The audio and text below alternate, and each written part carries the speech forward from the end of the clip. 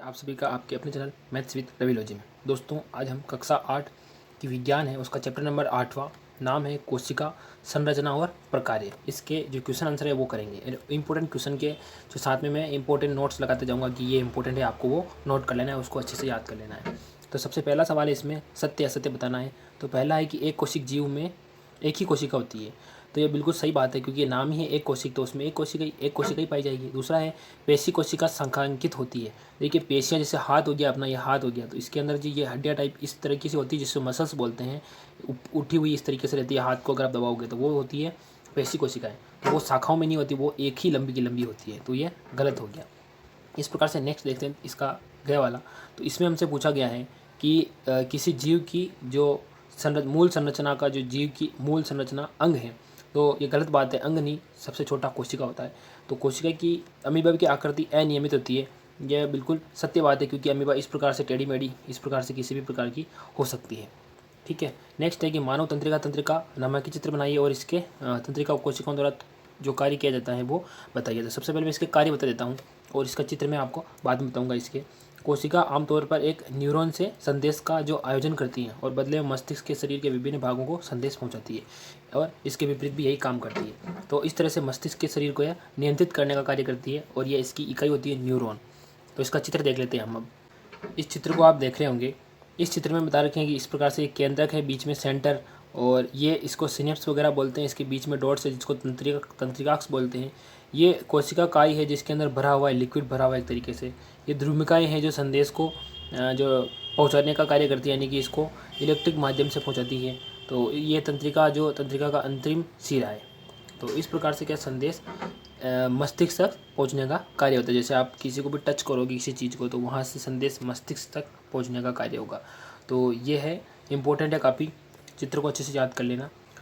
निम्न पर संक्षिप्त नोट लिखिए। तो नोट लिखना है उसमें, जिसमें पहला है कोशिका द्रव्य। तो कोशिका द्रव्य क्या होता है कि कोशिका द्रव्य यह केंद्र के बीच में पाया जाने वाला एक तरल पदार्थ होता है। यह कोशिका का काम, जो प्रमुख काम है वो करता है, या यह प्रमुख भाग भी है कोशिका का। इसके बिना मैसेज को एक जगह से दूसरी जगह से भेजना नामुमकिन हो जाता है एक तरीके से। तो ये कोशिका द्रव्य है। अब कोशिका का केंद्रक। अब केंद्रक मैंने बताया था आपको, इस प्रकार से होता है, बीच में सेंटर में पाया जाता है।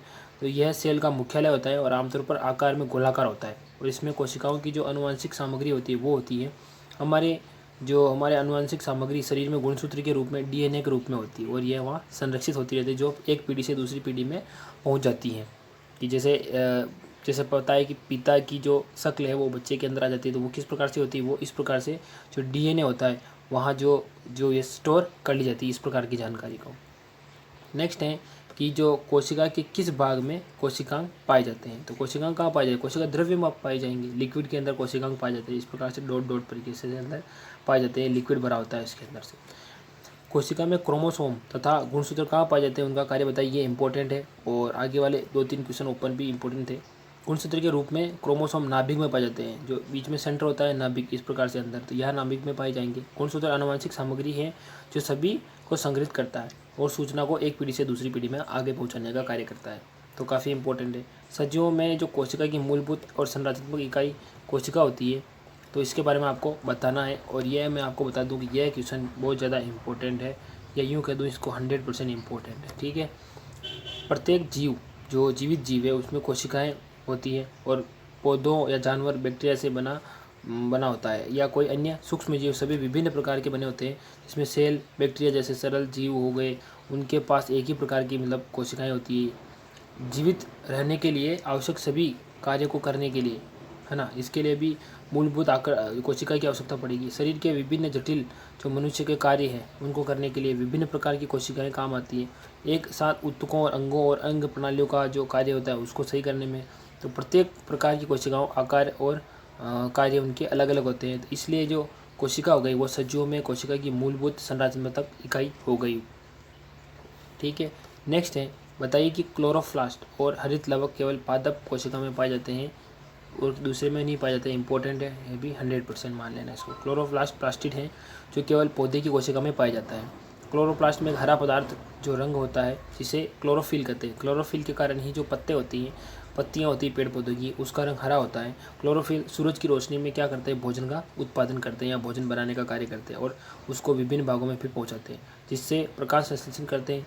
और प्रकाश संश्लेषण के लिए क्लोरोप्लास्ट जो वो मुख्य भूमिका निभाता है। नेक्स्ट है कि ये 2 क्वेश्चन है, इसमें पहला दोनों ही 100% इम्पोर्टेंट वाले क्वेश्चन है ना, ये दोनों ही। तो पहला क्वेश्चन है जिसमें कि पादप कोशिका और जंतु कोशिका में रेखांकित चित्र बनाकर इसमें अलग अलग बताइए। तो चित्र आपको देख लेना है अपनी बुक से। मैंने कोशिश की लेकिन मैं नहीं कर पाया उसको, लेकिन आप देख लेना बुक से अंदर, और मैं इसमें अंतर है वो बता देता हूँ आपको। सबसे पहले हम जंतु कोशिका के बारे में देख लेते हैं। जंतु कोशिका वे आमतौर पर आकार में छोटी होती है। जंतु के अंदर कोशिकाएं आकार में छोटी रहेगी। सेल की दीवारें अनुपस्थित होगी, दीवारें नहीं होगी उसमें, और प्लास्टिड अनुपस्थित रहेगा। प्लास्टिड जो लिक्विड भरा होता है वो उसमें नहीं होता है। वहीं अगर पादप कोशिका की बात करें, पेड़ पौधे की जो कोशिकाएं, उनमें आमतौर पर ये बड़ी होती हैं और सेल की दीवारें मौजूद होती है जिसमें सेल्यूलोज वगैरह पाया जाता है, और प्लास्टिक इसमें मौजूद होता है। तो इस प्रकार से 2-3 चीज़ें इसमें देख लेनी है, और चित्र मैंने आपको बताया है कि आपको अपनी बुक से देख लेना है। आपका नेक्स्ट क्वेश्चन है कि यूकैरियोटिक्स और प्रोकैरियोटिक्स कोशिकाओं में आपको अंतर बताना है। ये काफ़ी इंपॉर्टेंट क्वेश्चन है, मैंने आपको पहले से बता दिया है। अब इसका आंसर क्या वो देख लेते हैं एक करके। प्रोकैरियोटिक्स और यूकैरियोट्स में अंतर बताना है। तो अधिकांश प्रोकैरियोटिक्स कोशिकीय हैं और केंद्रक को खराब तरीके से परिभाषित किया गया है, और परमाणु की अनुपस्थिति के कारण ही इसमें झिल्ली पाई जाती है।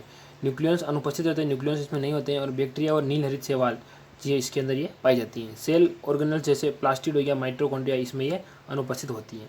ठीक है। नेक्स्ट है यूकैरियोटिक्स। तो इसमें क्या होता है कि अधिकांश यूकैरियोट्स बहुकोशिकीय होते हैं, उसमें एक कोशिका होता है, जबकि इसमें बहुकोशिकीय होते हैं। इसमें नाभिक अच्छी तरीके से परिभाषित होता है, उसमें नहीं होता है, उसमें सेंटर में नहीं पाया जाता है, जबकि यह सेंटर में पाया जाता है। और यह क्या परमाणु झिल्ली से घिरा होता है, जबकि उसमें ऐसा नहीं होता है। इसमें भी न्यूक्लियस मौजूद होते हैं, इसमें भी होता है। कवक पौधे, पशु कोशिकीय यूकैरियोट कोशिकाएं होती है। इसमें सेल ऑर्गेनल जैसे प्लास्टिड, माइटोकॉन्ड्रिया इसमें भी पाए जाते हैं, इस प्रकार से मौजूद होते हैं। तो ये आपको इसमें से दोनों देख लेने हैं। आई होप कि अब आपको वीडियो पसंद आई होगी, यहाँ तक आप पहुँच गए होंगे तो।